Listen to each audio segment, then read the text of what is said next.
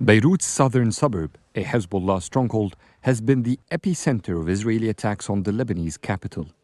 In the backdrop of the smoke, a passenger plane approaches for landing at the airport, right next to this targeted district.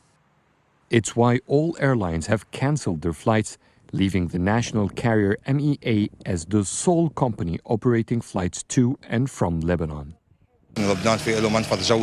Lebanon only has one international airport. At this time, everyone is trying to flee Lebanon because of the ongoing circumstances, where security is very fragile. MEA launched more flights to Istanbul, Paris, and Doha. You can find your flights per day for each destination. Yet the demand to leave Lebanon is much higher than MEA's capacity. To find an affordable ticket, you would have to wait for October 21st and onwards. For some destinations, the first available economy class ticket is on October 28th and others are in November. And for those who can afford a business class ticket, they don't have to wait. They can get an immediate ticket to Cyprus on one of these yachts. It will cost them up to $2,000 for a 4-hour journey to the closest European island to Lebanon. I start announcing in case of war for evacuation and taking people outside the country. The running cost is expensive. As I told you, they are motor yacht, luxury yachts, not ferry boats or ships for passenger. We were doing like 80 to 100 person per day, passenger per day.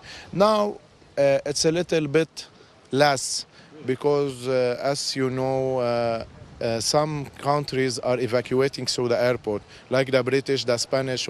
Before, we have a lot of foreigners evacuating. Only those who have foreign passports or an EU visa can board these yachts.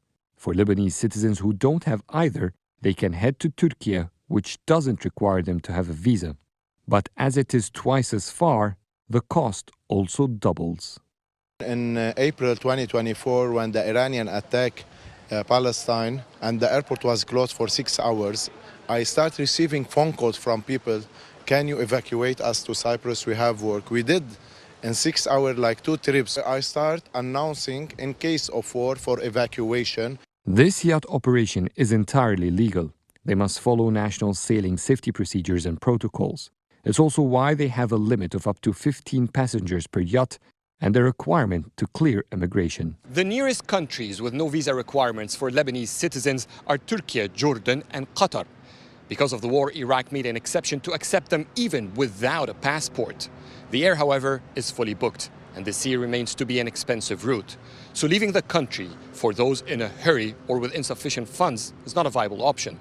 And this reality leaves migrants and refugees here stranded, with their options to evacuate getting fewer by the day. عادل المحروي, CGTN, Beirut, Lebanon.